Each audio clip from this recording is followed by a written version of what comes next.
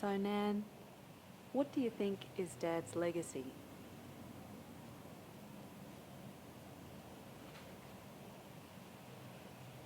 Well, I can say it's music, but you see, I'm not really... even at his funeral, I was a little bit... I felt a little bit like an outsider, in as much as people would come up to me that I didn't know, but knew him and had worked with him, and they probably knew him better than I did when it came to his actual performing and his life as it was. And they'd say, oh, he was a genius, you know, and I thought, that's my son you're talking about. He's my son. I don't think, oh, he's my genius, you know. He's my son. And it makes you feel a bit strange, because he's not yours anymore. He belongs to those other people. And that's the way he wanted it.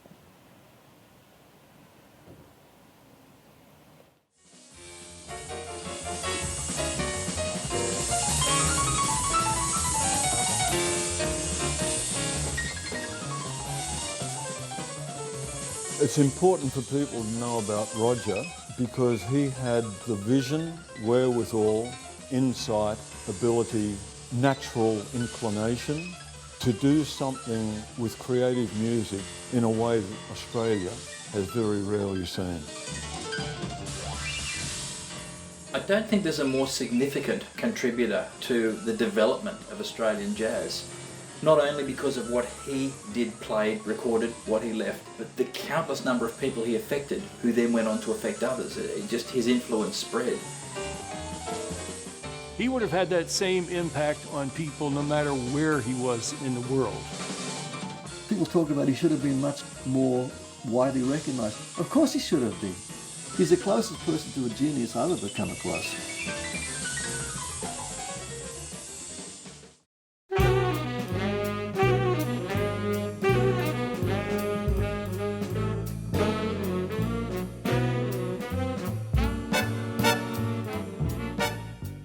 My name is Roger Donald Frampton, and I was born in Portsmouth in England in 1948, 20th of May. I'd like to have my name down as a saxophonist, and I would put down that it's an alto saxophone and a sopranino. I'd also like to be down as a pianist and as a drummer and percussionist, a teacher, also as a composer and an arranger. Mum was 17 when she gave birth to Roger. Dad was just a few weeks shy of 20. By the time Mum was in her early mid-20s, all four of us were born. So we grew up with fairly young parents. Mum and Dad were very conscious of the latest music. Dad was particularly interested in Stan Kenton and Dave Brubeck and George Shearing and people like that, Sarah Vaughan. So I got to hear all that music on records and on the radio. Of course, that was the pop music of the day. I knew that he was different. He was happier when it was anything to do with music and playing and listening to music. There was the time when he was still in the infants, and the teacher said, "Hands up those who know the story about the three bears." Well, he had listened to a record we had, and he knew it by heart, and he promptly began to perform and sang it through from beginning to end. It was, and "Hey Barbary Bear, said the little wee bear. Now don't go down in the woods today or the bears will get ya." The teacher was amazed and took me aside when I went to pick him up from school and wanted to find out more about how he had actually learned it and knew about it. Dad was the influence of Roger. Dad influenced him all the time. Mum and Dad bought him a recorder, a little Descant recorder, and he started to play that. And by the time, not long after he got it, he started to become very proficient at it. The next instrument that he really mastered and became proficient in was his E-flat bass, which most people used to call a tuba, He would play at home, so he had to play obviously what was a brass section at school, but apart from that he would play jazz on it. And once the next door neighbour came to the front door and really hammered it, I thought he was going to knock the door in, and he was fed up with hearing the music coming from Roger's bedroom. Roger's answer to that was to play Friends and Neighbours. When you've got friends and neighbours, all the world is a happier place.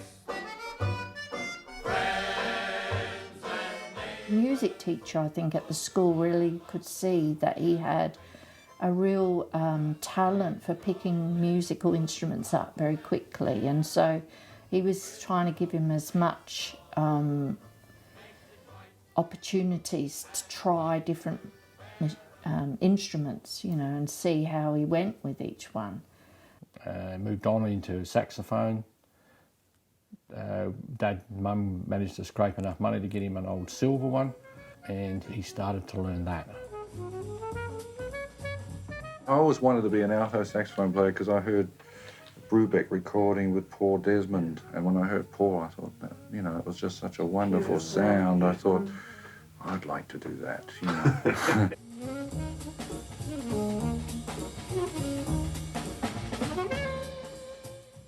My saxophone teacher was just a kind of, well, how could I say, it was like, he knew a bit about arranging, so he could play chords on the piano, and he could comp and provide an accompaniment for me. And after working with him, and I started looking over his shoulder, what was that you played? And started showing me the voicings. And once I had a little bit of a handle on just a couple of basic voicings, which I learned in all the keys, I would go through the chords of a tune very slowly on the piano and get used to the sound of the harmonies. And I'd have the saxophone strung round my neck or something and play a chord and put my foot on the pedal and just play a little bit of saxophone and see what notes seemed to fit. And so in order to learn about harmony, the piano is the instrument, really. Right. Mum and Dad again scraped together enough money to buy him a second-hand old upright. But because it was full of white ants, it was put in the old shed out the back garden. You'd hear him out there, it didn't matter what the weather was, the temperature was, he'd be out there playing and practicing. While still at school, I formed my own quintet and was starting to write little tunes for them to play. And he was getting gigs in Portsmouth, so he would go and play at night anyway. And when you think about it, that's young, isn't it? Like, he must have been 17 or something. And he was doing stuff like that already, and Mum and Dad were supporting that.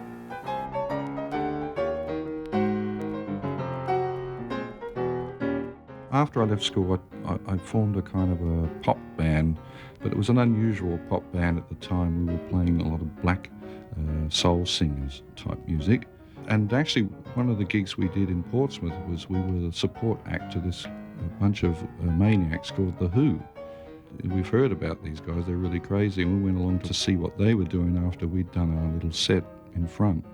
We were just, I couldn't believe these guys are never going to go anywhere.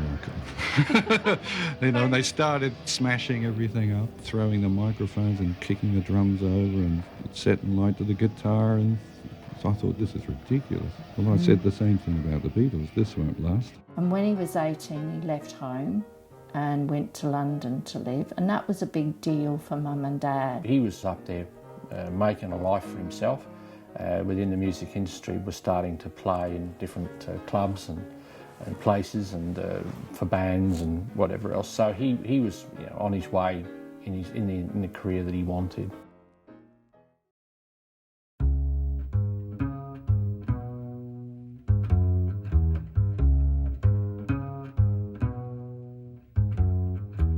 Dad was going nowhere, you know, in England. He always felt that he was just being screwed by the government, and he knew that he was never going to get anywhere.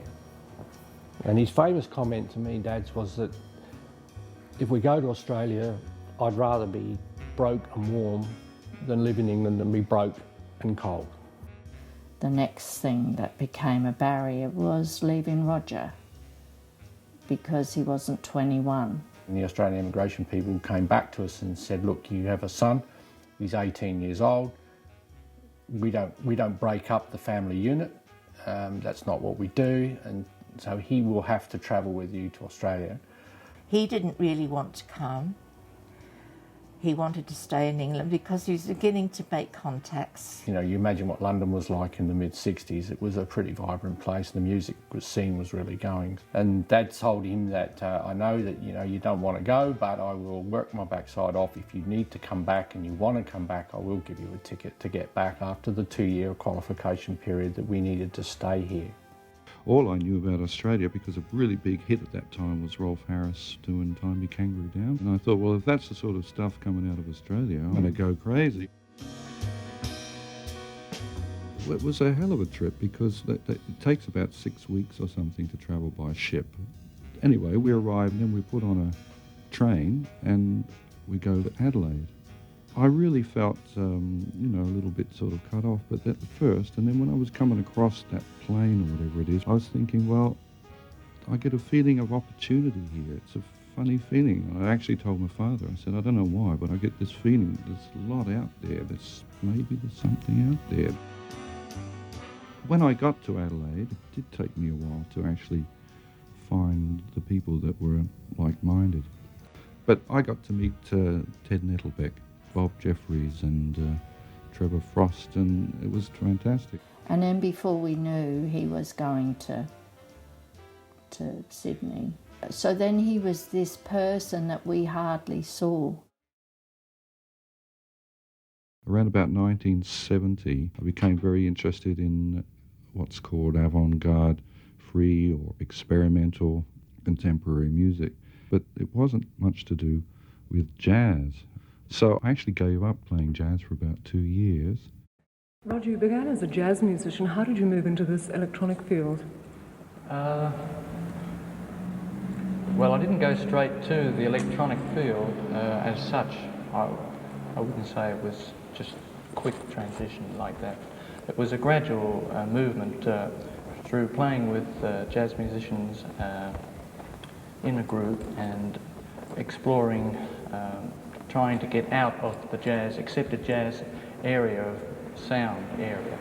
And the more and more I tried to get into that sound area and just find sounds rather than structure the old sounds, restructure the old sounds, I found that the other musicians didn't seem to think that way or come up with any sounds that that could anyway be thought of as non-jazz sounds. Mm. So it was a gradual thing. It wasn't just straight from jazz to electronics, you see. David, in performing this piece, would you describe yourself as a conductor or a manipulator? No, I'd call myself a co-player. I think that, say, when Stockhausen would do a similar activity, he would be more in the position of a classical conductor, directing the total sound of the musicians. Of course, I have that within my capability, but this piece is very much a feedback between the soloist and, or between one musician and the other, because we're both soloists, really. There was this guy that I knew, a guy called David Ahern, who's no longer with us, but he was a real radical, and he used to go around saying, that's not contemporary music, that's not modern music, that's old hat, that's classical music. And he was able to show me what he considered to be avant-garde new contemporary music. And I'd never heard of a lot of these composers or their music, and it was a real education for me. That all the traditional instruments we now have will fade out, possibly well, by the year 2000, I would say. David was this charismatic kind of maelstrom of a personality who kind of swept through Sydney, having sort of studied with Stockhausen, worked with Cornelius Cardew in England. He seemed to sort of know all the sort of avant-garde composers all around the world. Very well connected. Stockhausen thought very highly of him. When he came back to Sydney, he was obviously was going to introduce Australia and the world to the avant-garde in the musical sense. And so set about, forming this improvisation group and setting up AZ Music to put on gigs. And of course, later in the year, the Teletopa group was formed. David, Roger and Peter Evans. I was in the group from September 1971 through to the end of July the following year. And early in 72, Jeff Collins was added to the group. Teletopa used very simple technology. It was an electroacoustic group, just used contact microphones on anything. So you had, people like David on violin, Roger on sax, later Jeff Collins on flute, but then, anything else was viable as a sound source. They would have violins and saxophones there, but at no stage did you ever feel that they were played in a conventional way.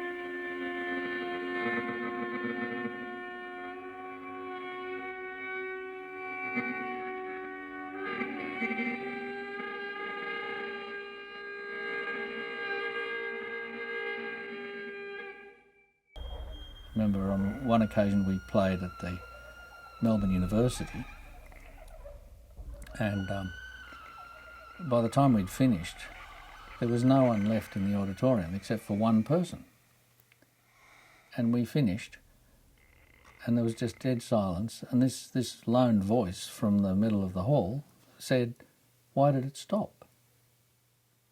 Good comment.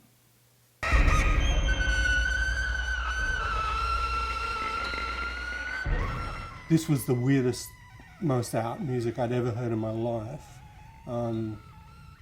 They were definitely doing stuff that was way too extreme for Sydney at that time. And it was, I don't know if I liked it. I was incredibly interested in what they were doing. They were very loud. Roger would use his saxophone, but he'd also use vacuum cleaners attached to the saxophone. In those days, there was so much hostility to what we were doing, especially in the press. The public as well. I mean, especially in that 1971 riot at the Sydney Town Hall, where Teletopa had been playing live on stage, and simultaneously there'd been Cornelis Cudge's The Great Learning, which is for singers and drummers. Suddenly the house lights go up. And, drumming, and suddenly there's a big, beefy town hall guard, and he reeked of alcohol. And he's a big guy, and he said to me, "The show's over, pack up your gear and get out!" And I gave him a bit of lip, and then he threatened to beat me up, Now, can you imagine, it's the third movement of Mozart's Jupiter or something, and someone gets up and, goes over to Moshe Atzmon, whoever the conductor is, says, "The show's over, pack up your gear and get out." I mean, it would be outrageous, that guy wouldn't have a job the next day, but yet because of the nature of the stuff we were doing, that's okay, And these people could sort of physically attack us, it's just. But there is a history. There's a history of this sort of thing, Even the premiere of Stravinsky's The Rite of Spring, people rioted, I do remember it degenerating into a kind of a melee, mainly because of the behaviour of the guards. If they'd left it alone, it would have just run its course. But as I say, it's hard to remember now, but I think there is some element of enjoyment on the part of ourselves to have got those people to come up onto the stage and to do something. So it was all part of it.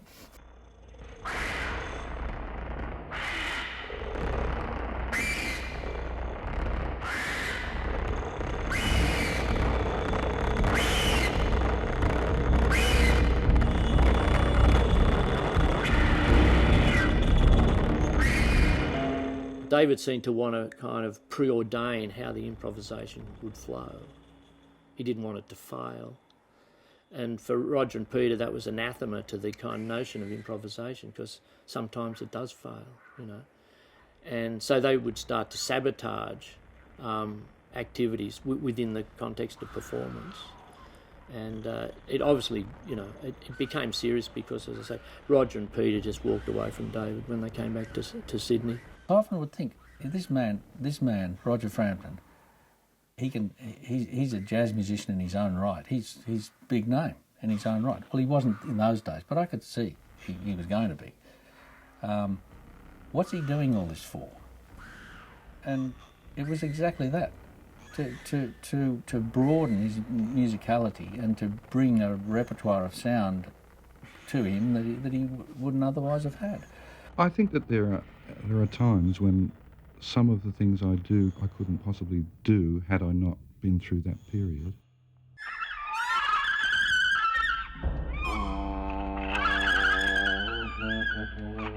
I got to open my mind more and to free up my attitudes towards music and to open myself to some other possibilities that I probably wouldn't have been opened up to through the normal jazz route.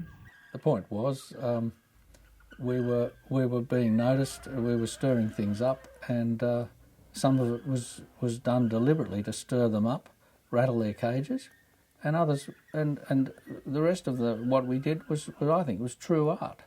We were doing something that was intrinsically valuable, and a musician of Roger Frampton's quality and stature wouldn't have been fooled by that if there hadn't been any substance to it. It was real. Teletopa as a project kind of failed in a way. They must have wanted some recognition of the energy they'd been putting into it and the fact that they thought they were pretty good at it. And I think they kind of got almost nothing back. I just think, this was definitely the most advanced form of free improvisation on the planet at that stage. So for me, that they'll always kind of be the first generation of like really important sort of free improvisers in Australia.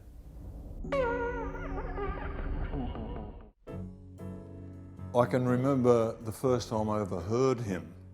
I remember he was playing with Graham Lyle and Darcy Wright was playing the bass and probably Alan Turnbull was playing the drums. I mean, it was a good band. And Roger was playing the piano. As I sort of leant forward, the stool went like this on the floor, you know, and I went, oh.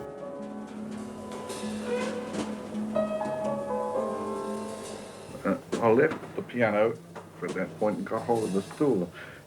The Teletopa days weren't long behind me. I started running this around the stage, scraping. I thought this was really dynamite, you know.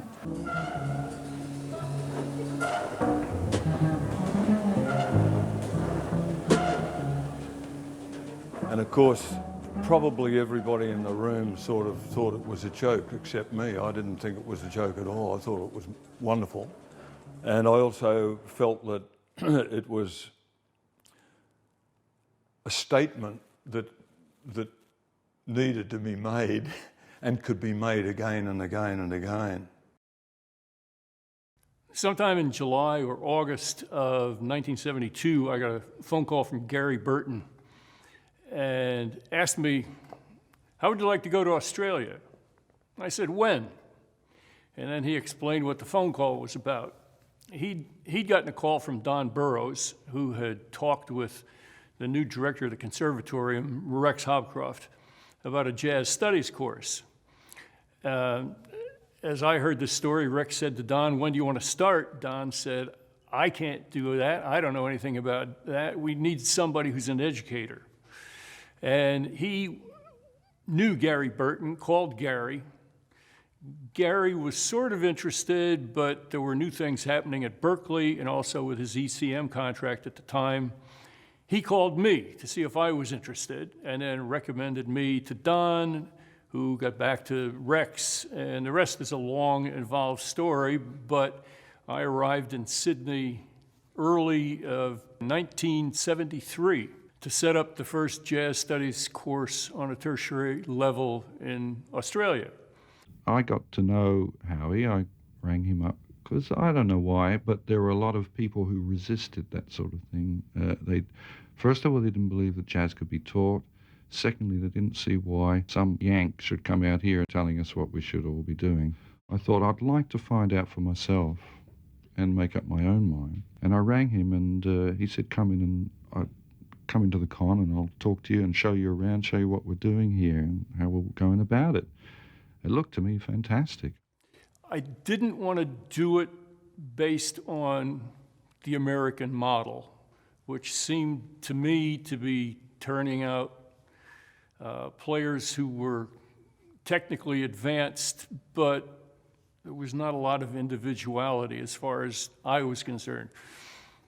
So I wanted to set up a program in such a way that I thought it would encourage people to develop their own voice and what they wanted to do with the music. And one of the people that I wanted in the program was Roger Frampton, because he already had an individual voice. It's interesting to come across somebody who has that ability to exercise an academic approach, if you like, coupled with the artistic ability. And you don't always find the two go hand in hand. But Roger was privy to both. It was totally intimidating. There was no way I could do even about 100th of the things that he was suggesting that we do, but he presented so many extraordinary concepts about music and challenged us to sort of think, you know, outside the box really about everything, as well as getting really good foundational skills. He said, any two sounds that happen, that's harmony, that happen at the same time. And that has really stuck with me because it's such a liberating way to think about harmony. So I think he even gave the example, he said, you know, somebody's playing in the practice room and someone else honks their horn outside, both at the same time, and that's harmony. My first experience of him was actually doing the audition to get into the course. And it was so hip and relaxed and so not formulated. So, are you musical? Are you right to be here? Do you really want to do this? That's what it was all about. It wasn't about filling out a form. In fact, I think he forgot to fill out the form. That I knew right away it was going to be wonderful to be there under him. I think one of the really specific things that happened to my music or my concept of music from being with Roger was that before Roger, there was outplaying, modern playing, and there was traditional swinging, whatever, and they were different things. And he so embraced both and so brought them together in such a beautiful way, he took that line away. Roger was teaching jazz piano, these sort of chords.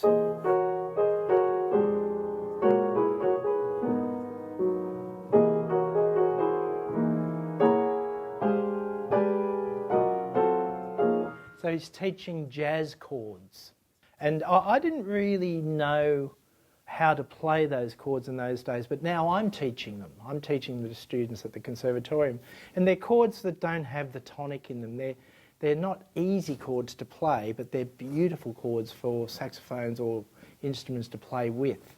He would get us to reharmonise songs. He'd say, okay, I'm giving you this song, Autumn Leaves, and go home and write a melody over it. And then we'll play them all next week. Okay, now you've got all these melodies.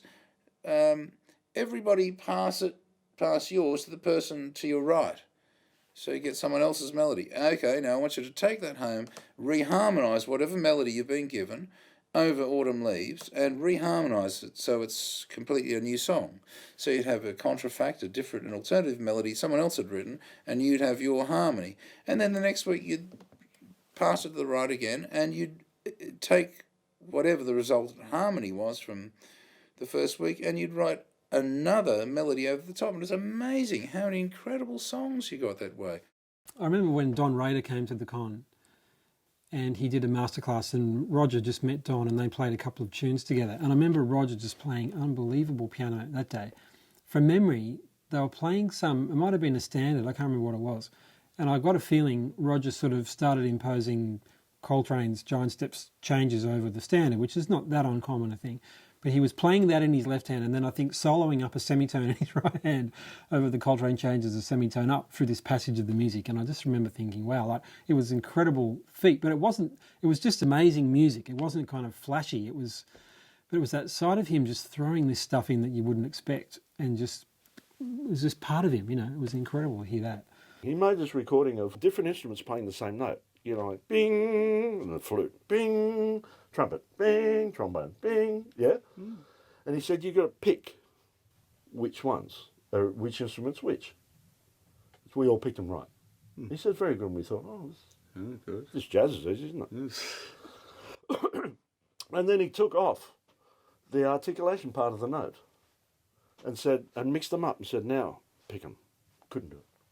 Couldn't do it. There was one or two that was sort of not obvious, but yeah. Wow. And so the articulation, because they were all playing the same note. If they were playing different notes, you'd hear different. But that articulation defines the sound. Wow. And language-wise, it's certainly a big part of the language. You know, how you use it and all that sort of stuff.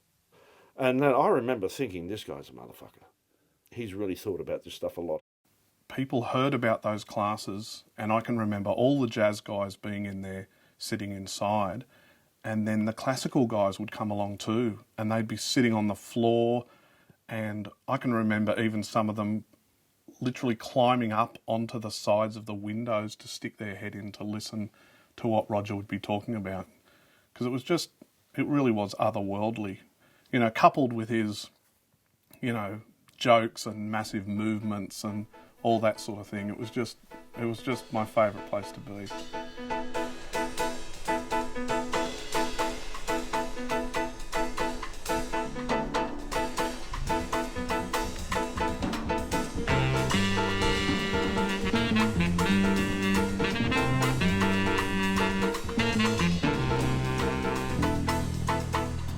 In Australia in the 70s, the music was relatively straight ahead. And the biggest audiences, as I remember, would go out for traditional jazz.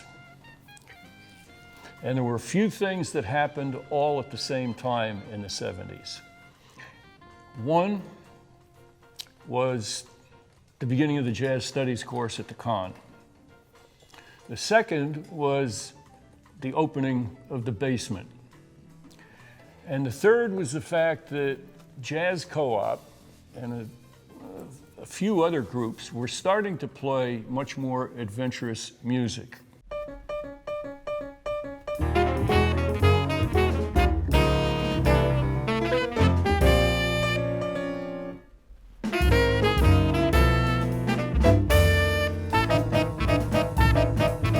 From the early 70s, a certain kind of institutionalisation of jazz took place. What was interesting about that is it was largely driven by people who, as students, had become interested in jazz in the late 50s, early 60s. Then they vanished, went into careers, but they became people of some influence. And they recalled their enthusiasm for jazz, and they were in a position to do something about that. So, for example, we have the jazz studies course starting. We have more and more people on the arts councils and so on. Jazz Co-op, I think, was a major breakthrough. One of the reasons was because it was a collaboration between workplace and management, you might say, a collaboration between the conservatorium and the basement. And I'm not really aware of anything that existed with quite the same intensity. It was like everything you learned at the Con suddenly could be workshopped in public.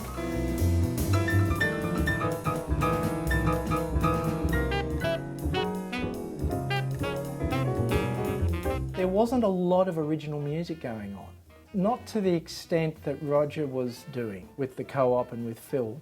So Roger was telling us subliminally, really. He didn't really physically tell us in class, but he was, by what he was doing, he was telling us the way ahead is your own composition. So the original projects really started growing from, and I think Roger was a backbone to that. That was a very good period for Australian jazz from the mid-70s, because I formed the last straw. Judy Bailey formed a new group that I was in, and Roger and Howie Smith and Jack Thorncraft and Phil Trelaw formed Jazz Co-op, which was probably the most influential band.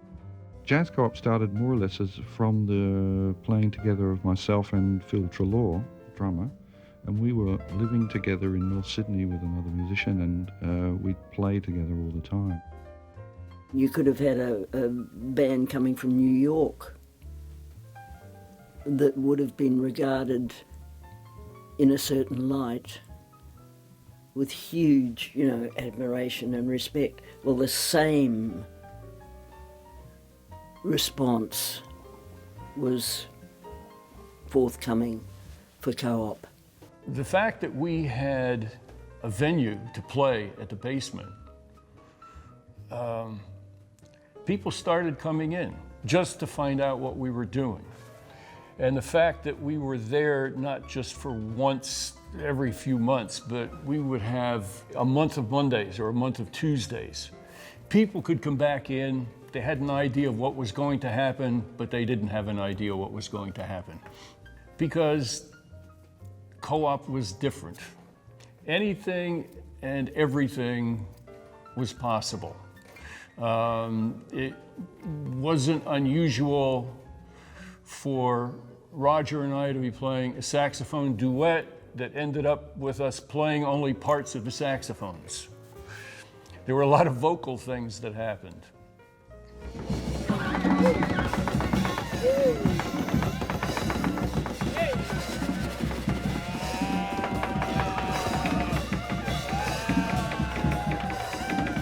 What was really important was being able to paint pictures together,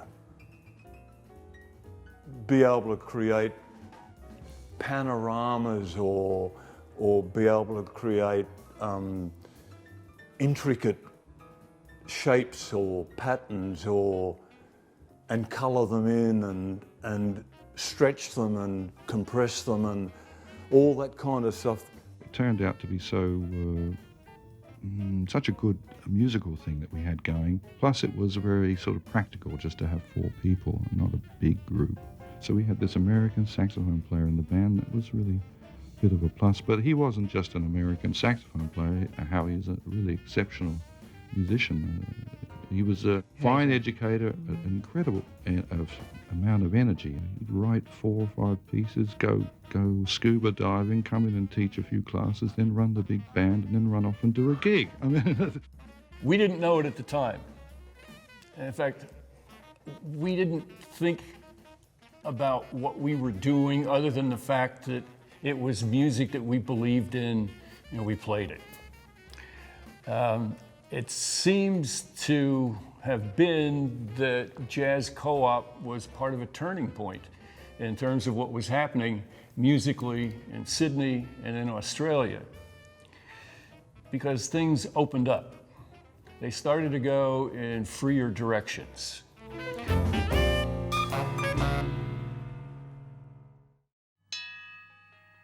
I left the Co-op in late 75, something like that, because it had really basically had become a jazz band, and that's really not what I wanted to do personally.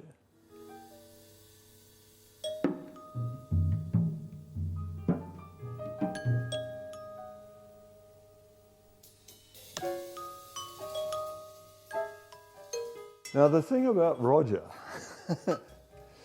that most people seem to focus on is Roger the jazz musician. For me, that's not what Roger was. Roger's thing was not really jazz or classical or, whatever. I think Roger's thing was music. Music. And he was absolutely fascinated by sound.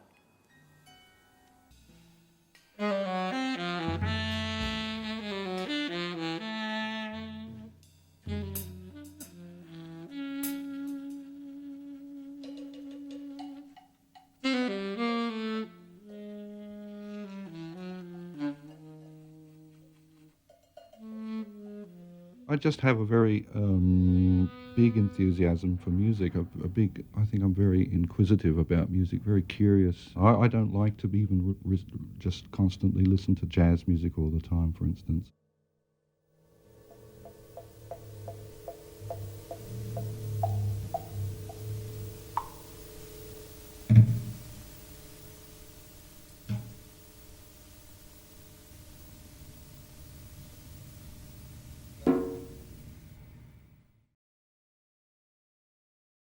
One word that I heard Roger talk about himself was the word comprehensivist. Someone who thought that, you know, being involved in, if you're going to play music, to kind of be across everything.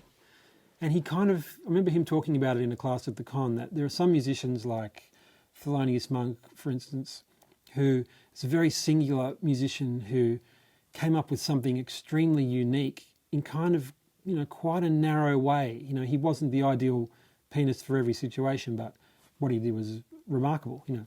But Roger thought, you know, those characters were kind of few and far between, the real people who were like that. And that he saw himself as someone who was capable of playing all kinds of different things. And that's why I say comprehensive. Well, he said a comprehensivist. Could play stride piano, he could play beautiful jazz in the tradition of kind of Bill Evans, and then more free jazz, who's into Cecil Taylor, and then music that totally left jazz behind, contemporary classical music, improvised music, and of course commercial music. You know, he played commercial music too, so he was kind of into doing all of it and doing it all well, which is what he did.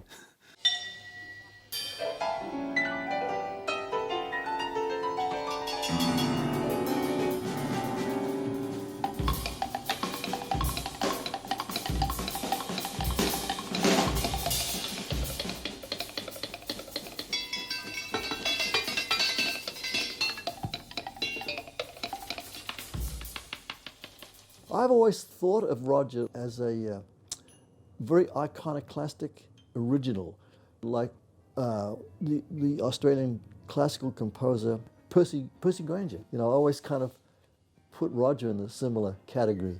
Not musically, but just in terms of like really someone who hewed his own path. And that's what Roger always did. Roger had his own, he did what he wanted to do.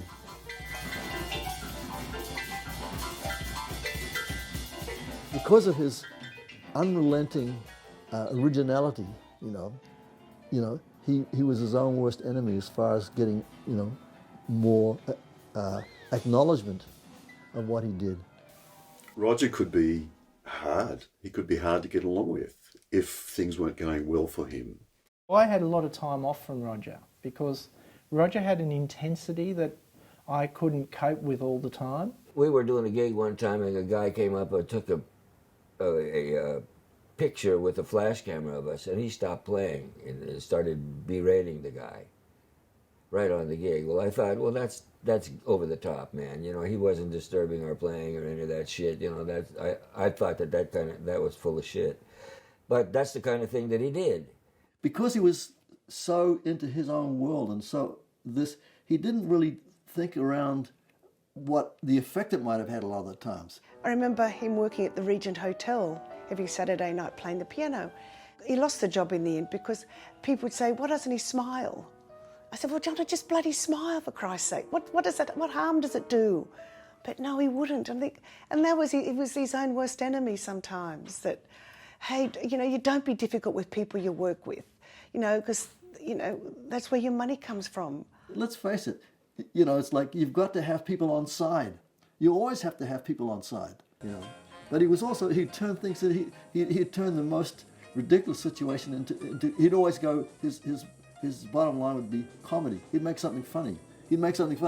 Like if a note was really bad on a piano that might otherwise be pretty good, what'll he do? He'll play that note, but, exclusively. Over and over and over and over and over again. Every voicing. Every voicing. Bang, bang, bang.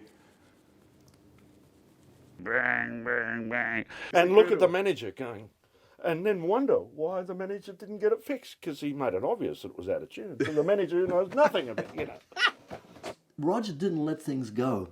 He hung on to things. He really did, The lawnmower story. I do remember the lawnmower story going around, and it was just no, all the people that I know that knew Roger well weren't surprised.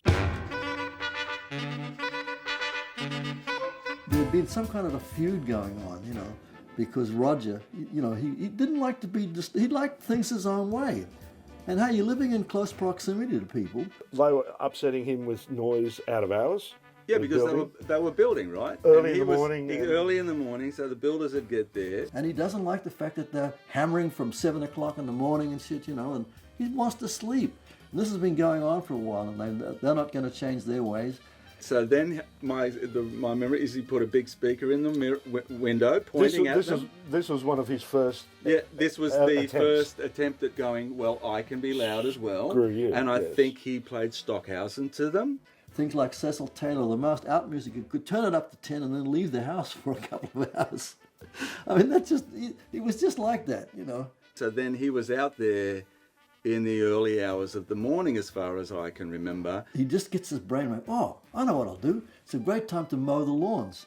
And he took the lawnmower out and started up, and he even had the backfiring thing happening. He mows the concrete strip, anything to make as much noise as possible. And he's aiming at these people in an apartment that are up a few stories and across the way, Of course, he's going to get the whole building. He's going to get everybody. But no, Roger's just thinking about these people, you know what I'm saying? And I think the police were called, and there was a few warnings. But the one that got him in the back of the paddy wagon was he pinched their lunchbox. Oh, that's right, yes. It was a moment of madness, really. He thinks, oh, I'll go hide the esky, So he sneaks across it really quick and puts the esky somewhere in the house, or maybe down the back of the place, but no one could see it, And that actually is stealing. So the police came and they just went, man, we just... Of course, they pressed charges,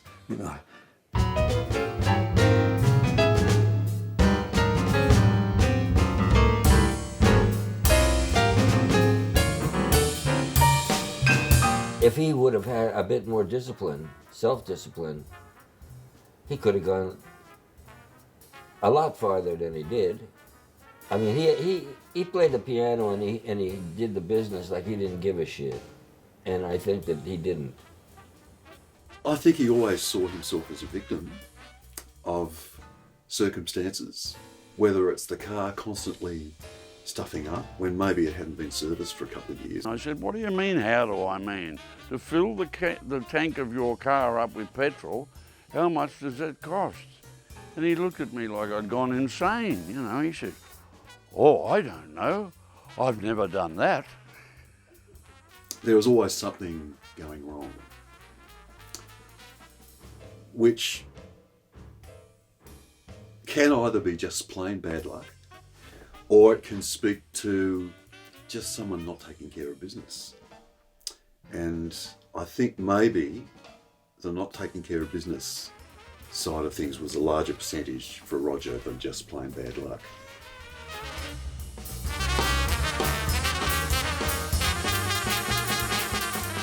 It was either feast or famine. When it was feast, the money just went like it was nothing.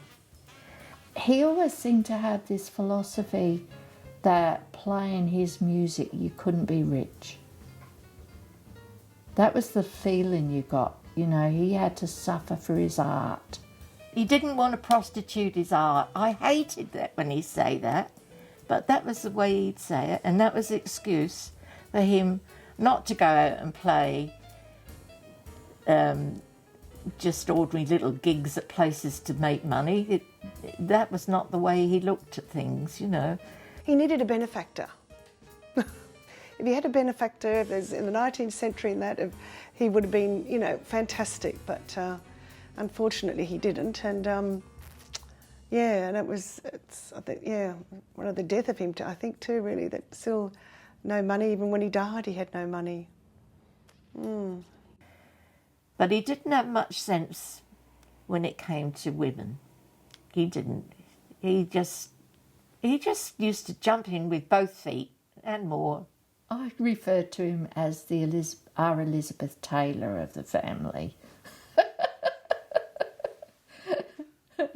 I don't know whether he was faithful during the time together, because I was home a lot and he was out there playing. And I think I caught him out about once, but... 1, 2, 3, 4.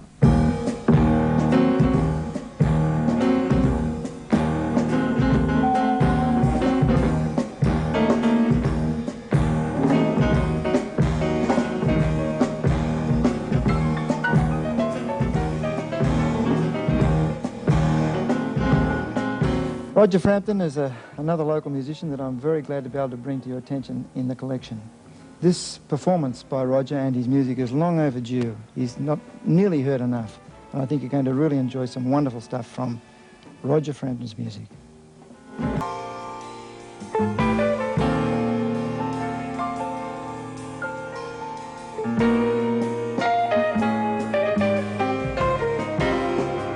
The only way that I could get through the changes, because they were so difficult, you had chromatic clusters, and I'm going, my God, I can handle changes, but these are really tough. And then I said to myself, the only way I'm getting through this if I can hear the melody through it.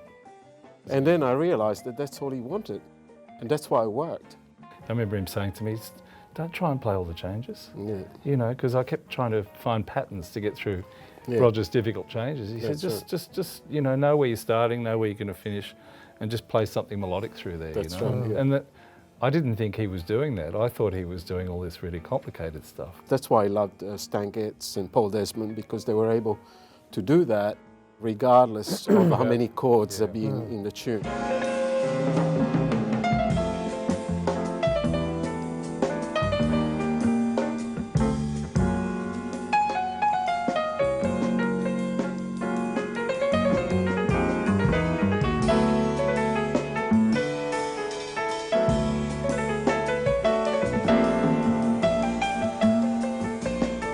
It was such a compliment, though, for a young guitar player. Yeah, to go and from yourself. being Roger's student to all of a sudden one of his band members.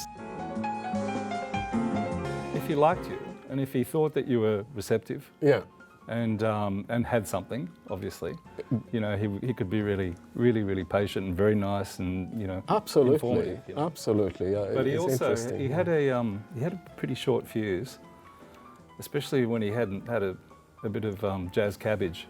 Oh yeah, that kind. The jazz cabbage, The jazz cabbage. that's right. Roger had such high expectations of the world. He didn't like kitsch.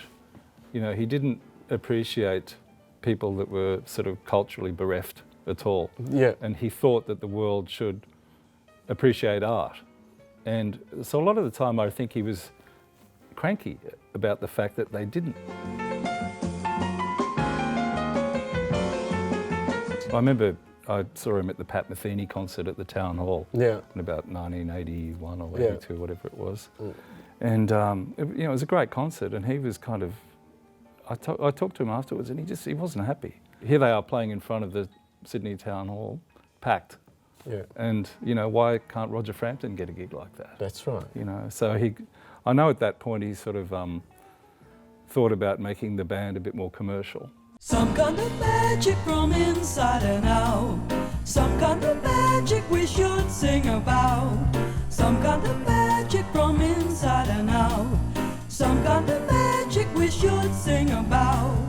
It sort of ended up being a bit of a nothing type style, where it had been this fantastic instrumental jazz quartet. Now it was this sort of hybrid, hybrid hippie jazz band. Can you really believe? Can you really believe the words I'm singing now? The words I'm singing now. Is this music you hear? Is this music you hear?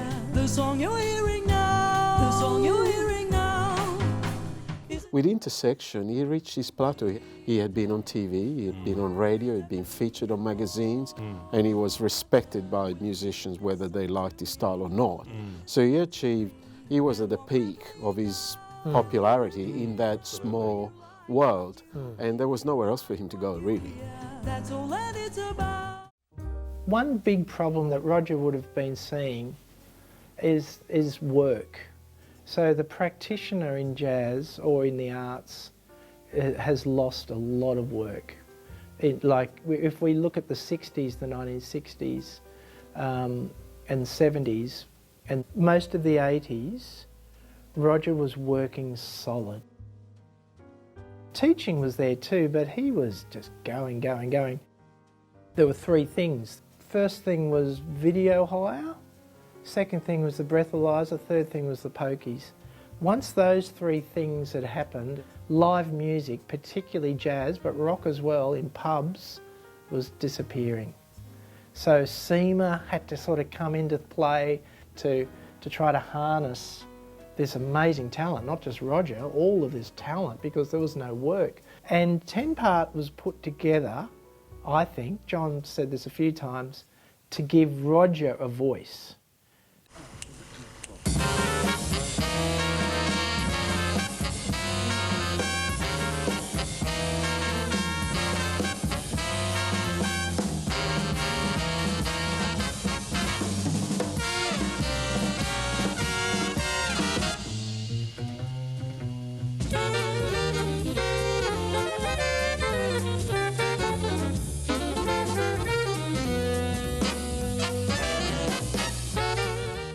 I long wanted to have a 10-piece ensemble that had the rhythmic freedom of a small band, a loose rhythm section like we would with a trio or a quartet, and I wanted to have the 7 horns on top of it that could, where they could, Roger and Sandy and Bukowski and other people could write their own original music for it.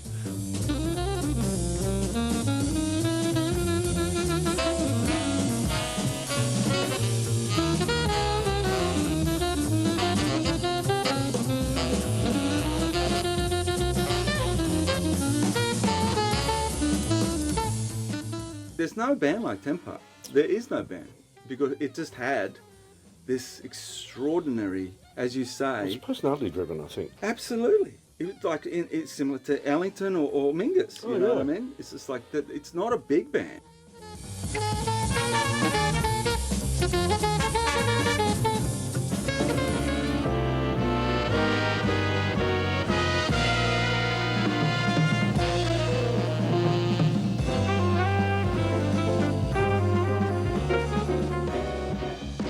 Probably with 10 Part Invention, that was Roger's opportunity to distill a lot of what he had learnt playing in those earlier days in all his playing environments, to be able to write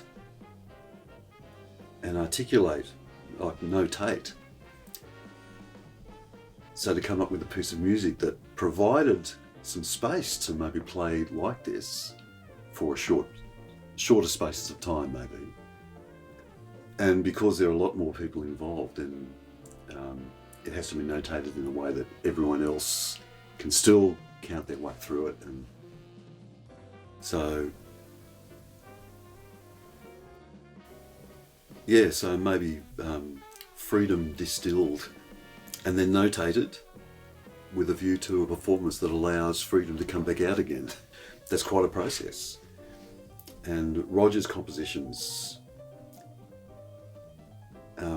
well, actually all the people writing for 10 Part, but particularly Roger and Sandy and Miroslav, they had different ways of going about trying to create these spaces for people to improvise in. And Roger's way was unique.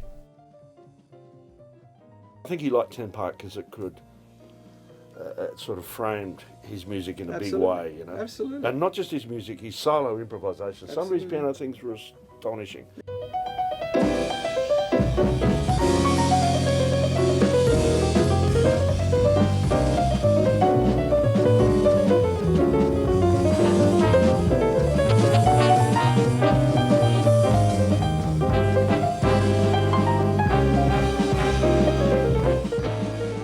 It was a family, but like a really complex family. There were influences from everywhere, every kind of music. And so sometimes there would be these uncomfortablenesses that would develop because of the tendency of this part of the band and the tendency of that part of the band. So that things could build, but because everyone had a sense of humour, it would always disperse. you know? And it usually dispersed into the music, and I think that was the beauty of Tent Party.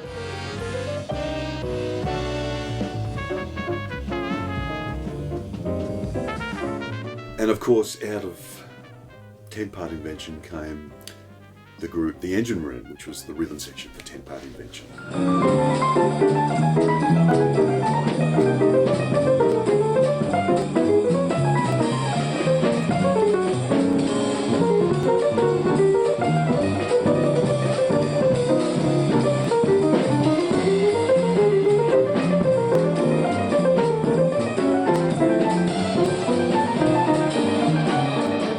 Within 10-part Invention, I didn't feel as close to Roger, but in the Engine Room, it was a much smaller environment, so we were, all three of us, much more important to each other, I think.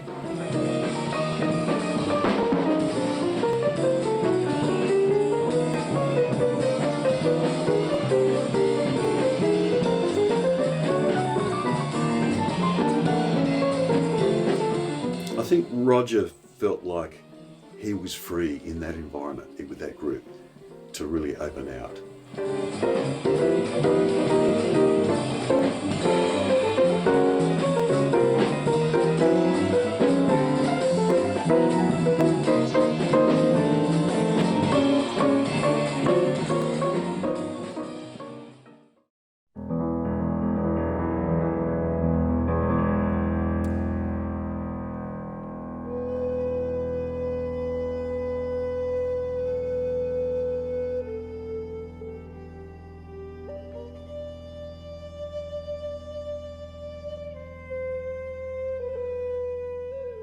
We could read each other's thoughts.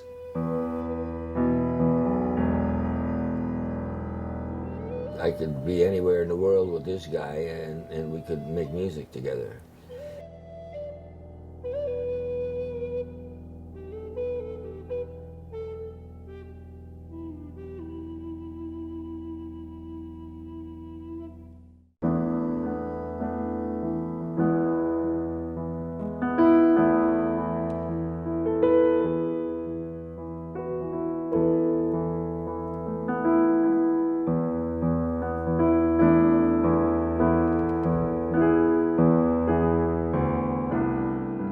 I was uncomfortable a lot of times because I didn't know how he was going to act. And especially if I was the leader on the gig. I mean, I wanted him there because he played so fucking good, you know, and we enjoyed working with each other, but I never really knew what he was going to do.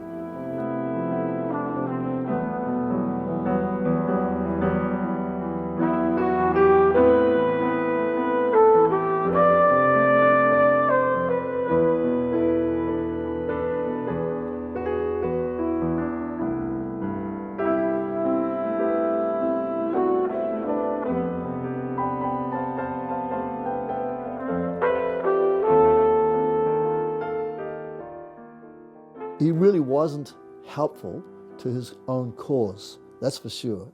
Roger and I both applied for jobs at the same time, but my understanding was that there were 2 or 3 positions going, and the one that I got was a .6, which was kind of a fractional position. And they finished up, as far as I know, from my memory of it, they finished up only doing 1 appointment. When it came to the crunch, which was after about 25 years or something, Roger told me that Dick Monts had said to him, "Roger, don't worry about it, the gig's as good as yours," you know? And it wasn't at all, you know. There was a time when someone like Roger would be appreciated and you're like really just lauded in a sense, you know. That all changed. That all changed, unfortunately. The whole thing changed. But it is a process, the same process we're seeing today in so many things, you know. So Roger didn't adapt to that. If Roger hadn't been as eccentric as he made himself out to be, he would have gone much farther because people were afraid of him after a while. He wasn't given the credit that he should have been given for his artistic practice within the conservatorium context. Definitely, there's no doubt in my mind about that, and that was a huge source of difficulty for him and for a lot of students and a lot of people who saw him really not being respected in that environment the way he should have been. So his response to that, and this may not be entirely true, this was just my reading of it, was to say, well, I'm going to go and get qualified as well as I can so that I have power in this situation and I can control, I can call the shots. And not only that, of course, he was interested in the study.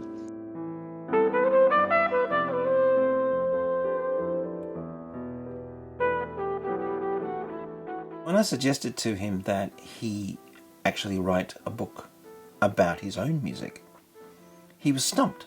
He really didn't know what he should do. He had no idea that he would be as interesting as he was. And it took a couple of months for him to think of a topic and to think of a way of expressing that topic. And the way he did it was very Roger. He ended up having a shave one morning, and he turned the mirror around so that he could amplify his face in the mirror. And he could see he was all closer, and he could start seeing all the little blemishes and all the way his face was put together and so on. And that gave him the idea to write the thesis. Because he said it was just like turning a mirror on himself, but magnifying it. And if he could do that and be somewhat critical of himself, then he was able to have a door into the thesis topic.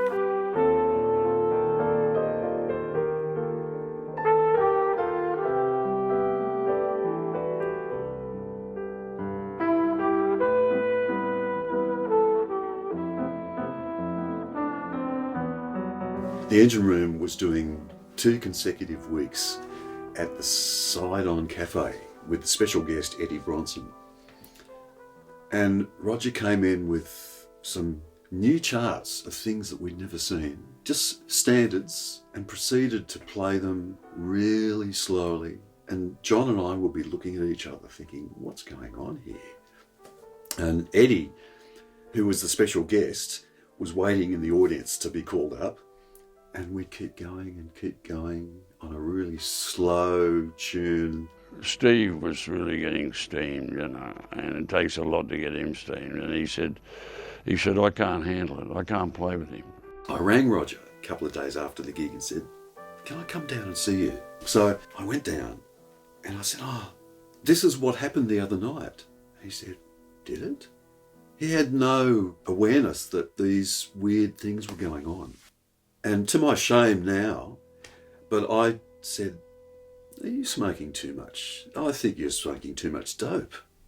I think maybe it's really affecting you and I'm worried.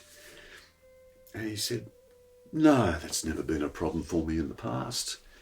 I personally thought that he was suffering from depression. Roger being Roger, if he started acting a bit strange, it just felt like he's just being more like Roger than he ever was before. I said, Roger, there's something happening to you, mate. You got to check it out with the doctor. Now, I said, promise me you'll go to the doctor. And he said, yeah. He said, I got in the shower the other night with my socks on and my watch. And I said, yeah, well, that ought to tell you something. He rang me a few days later and said, hey, man, I think you're right about that. He said, I just drove somebody else's car home. And it was at that point that Cheryline was there and she ensured that he went to the doctor, and that's when that happened, and we all just waited for a week, and then she rang me and said, you're sitting down, and she told me. I remember the day when the phone rang and I was told that he had this tumour in his head and he was having an operation, and his father and I got ready straight away to go up to Wollongong where he was. And when we got there, he'd had the operation, and we were there when the doctor came and said there was nothing they could do for him. And they had operated on his head but found there was nothing they could do, so they just put everything back and bandaged him up. And I think they said it was 3 or 4 months they gave him to live. It was a terrible shock, and all I could think of was, it should be me, because mothers don't think their children are going to die before they do. It's the wrong way round.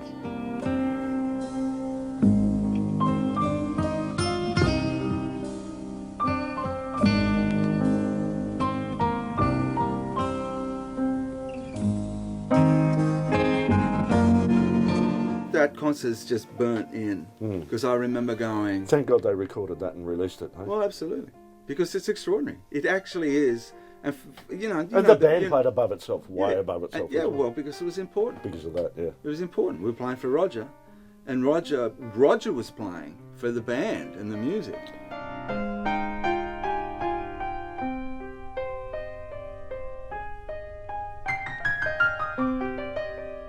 I felt so proud when I went to the basement near the end of his life to hear the concert that he was playing there, because it was so obvious he was well loved and appreciated, and it was so nice for me to be amongst people that were appreciating, and he was my son, and I felt proud,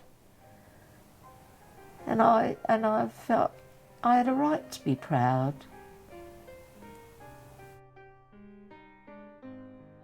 Of graduation week ceremonies at Wollongong University, with jazz identity Roger Frampton receiving his doctorate of creative arts. The well-known composer and jazz musician was among 200 students receiving their honours today, ending the university's first summer graduation. Family and friends were on hand to congratulate the talented musician who's battling cancer. Things were very successful as far as the doctorate is concerned. And I think it would have been the sort of piece of work with the qualification that he could have pretty much staked his reputation as an academic on anywhere. Of course, all he ever had to do was turn up and play.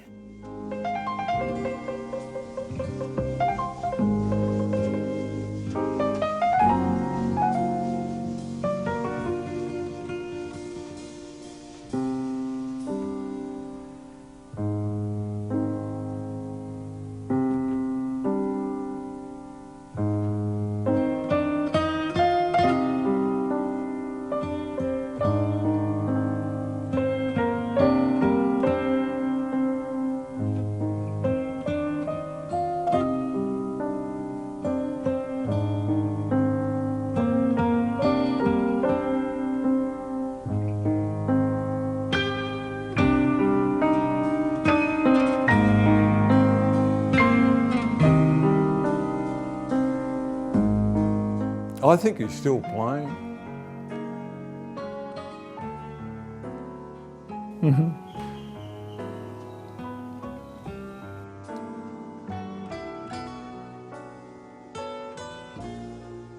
He's still playing for me.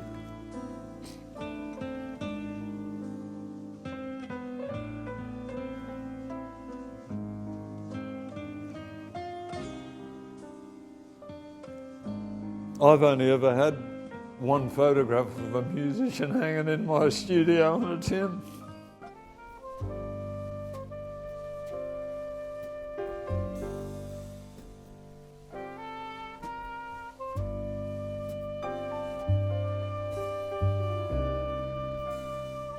I feel he's a significant part of Australian music history generally.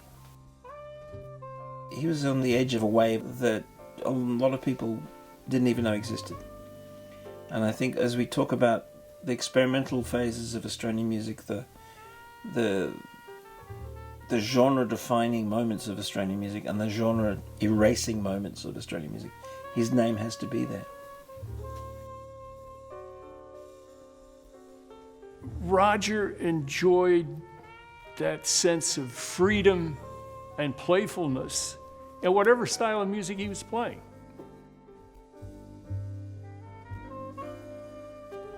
It made him the musician that he was.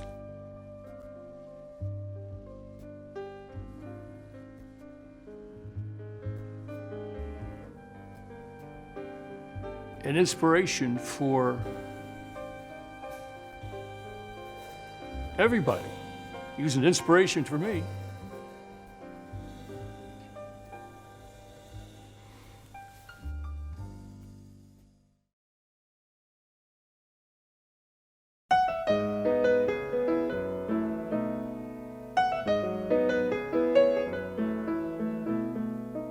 Thank you.